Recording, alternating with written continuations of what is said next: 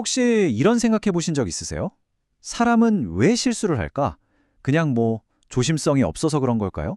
오늘은요, 한 발전소에서 일어난 아주 작은 실수 하나를 가지고 우리 모두가 왜 실수를 할 수밖에 없는지 그 심리학적인 비밀을 한번 파헤쳐 보려고 합니다. 이야기는 한 발전소에서 시작돼요. 여기서 정말 중요한 테스트를 하는데 이게 자꾸만 실패하는 거예요. 원인을 아무리 찾아도 모르겠는 거죠. 그런데 알고 보니까 문제는 복잡한 기계 고장이 아니었어요. 바로 거의 똑같이 생긴 레버 두 개 때문이었습니다. 네, 보시면 아시겠지만 이 두 레버 정말 비슷하게 생겼죠? 길이가 하나는 125mm, 다른 하나는 165mm. 딱 4cm 차이예요. 근데 아주 숙련된 베테랑 기술자가 이 165mm짜리 테스트 레버 자리에다가 125mm짜리 리셋 레버를 설치해버린 겁니다. 와, 이 고작 4cm의 차이가 발전소 시스템 전체를 마비시키는 결과를 낳게 된 거죠. 아니, 어떻게 이렇게 작은 실수가 수십억 원짜리 손실로 이어질 수 있을까요? 보통 이럴 때 우리면 그 기술자 한 사람 때문에 라고 생각하기 쉽잖아요. 하지만 진짜 원인을 알려면 그 사람을 탓하는 데서 멈추면 안 됩니다. 오히려 우리 모두의 마음속에 숨어있는 보이지 않는 함정들을 들여다봐야 해요. 자, 그럼 첫 번째 섹션입니다. 마음속에 숨겨진 함정들. 여기서 우리가 제일 먼저 알아볼 건 바로 인식의 문제예요.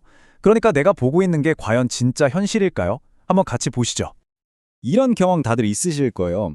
여름에 선풍기 쌩쌩 돌아갈 때 가만히 보고 있으면 날개가 갑자기 거꾸로 도는 것처럼 보이잖아요. 분명히 앞으로 도는데 말이죠. 원본 재료에서는 바로 이 현상을 예로 들어요. 우리의 뇌가 특히 스트레스를 받거나 압박이 심한 상황에서는 이렇게 현실을 왜곡해서 받아들일 수 있다는 겁니다.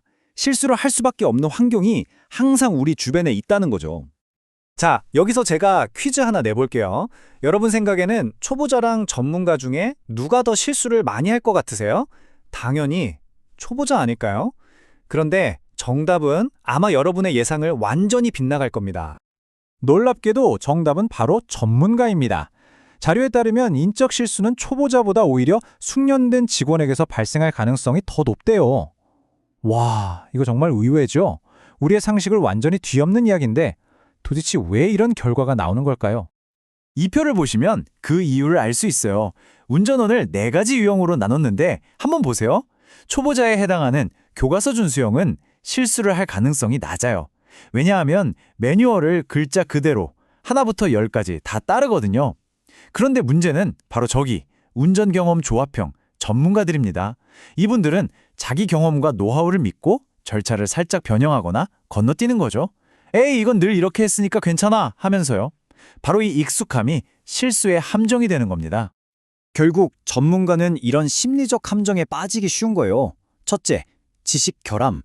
옛날 지식이나 자기 직감을 더 믿는 거죠. 둘째, 착각. 내 판단이 최고야 라는 식의 과신이죠. 셋째, 미숙한 비상대응. 혹시 실수하면 혼날까봐 두려워서 망설이거나 자동화 시스템이 다 해주겠지 하고 안심해버리는 거예요. 마지막으로 불충분한 소통. 상사가 시키니까 왜 하는지도 모르고 그냥 따르는 거죠. 이런 마음들이 모여서 결국 큰 사고로 이어지는 겁니다. 자, 그런데요. 실수가 단순히 개인의 심리 문제일까요? 절대 그렇지 않습니다. 이제부터는 우리를 둘러싼 환경, 즉 시스템이 어떻게 우리를 실수하게 만드는지 한번 들여다보겠습니다. 여기가 어떻게 보면 더 중요할 수 있어요. 직장 생활 해보신 분들은 아마 다 공감하실 거예요. 갑자기 야근을 해야 하거나 상사랑 사이가 안 좋거나 내일도 아닌데 자꾸 다른 업무가 쌓이고 중요한 일 하는데 옆에서 누가 자꾸 말 걸고 규칙은 또 왜 이렇게 많은지 이런 스트레스 요인들이요. 그냥 우리를 피곤하게만 하는 게 아닙니다. 이게 바로 실수를 만들어내는 완벽한 조건을 조성하는 거죠. 이 그래프를 한번 보세요. 스트레스가 우리 업무 능력에 얼마나 직접적인 영향을 미치는지 보여주거든요. 예를 들어 과도한 규정이나 상사와의 문제 같은 스트레스가 쌓이면 우리의 판단력과 동기부여가 뚝뚝 떨어지는 게 보이죠? 그러니까 이건 단순히 오늘 기분 별로네 하는 수준의 문제가 아니라는 거예요. 우리의 뇌기능 자체를 저하시키는 겁니다. 자, 그럼 정리를 해볼게요. 우리 마음속에는 함정이 있고 우리가 일하는 환경은 스트레스로 가득 차 있어요. 그럼 어쩌라는 걸까요? 그냥 실수하면서 살아야 할까요? 아니죠. 해결책이 있습니다. 해결책의 핵심은 바로 이겁니다. 사람을 바꾸려 하지 말고 시스템을 바꿔라. 사람은 완벽할 수 없어요. 누구나 실수를 하죠. 그러니까 애초에 실수하지 마 라고 다그칠 게 아니라 사람이 실수를 하더라도 큰 문제로 이어지지 않도록 막아주는 그런 실수 방지 시스템을 만들어야 한다는 겁니다. 예를 들면 중요한 작업은 꼭 두 사람이 같이 확인하게 한다거나 장비에 헷갈리지 않게 색깔로 표시를 해두는 것처럼요. 결국 목표는 누가 잘못했냐고 손가락질하는 게 아니에요. 왜 그런 실수가 나올 수밖에 없었는가? 그 환경과 시스템을 파고들어야 한다는 거죠. 이건 정말 중요한 생각의 전환이에요. 개인을 비난하는 문화에서 시스템을 개선하는 문화로 바뀌어야 한다는 겁니다. 자, 그럼 이제 거의 다 왔습니다. 이 모든 분석을 종합해서 인적 실수라는 것에 대해 우리가 어떻게 다시 생각해야 할지 정리해 보겠습니다.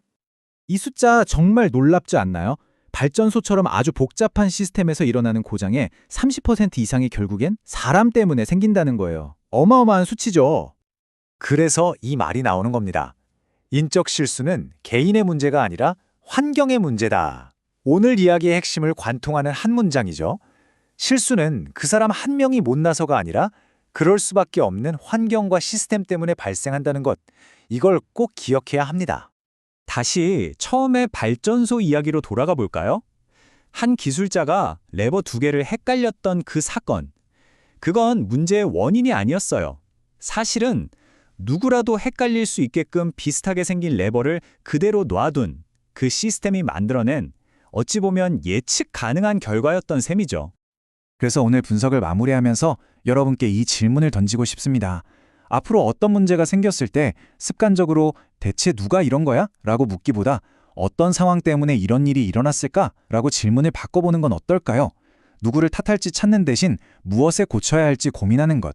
바로 그 작은 질문의 변화가 진짜 해결책을 찾는 가장 중요한 첫걸음이 될 겁니다.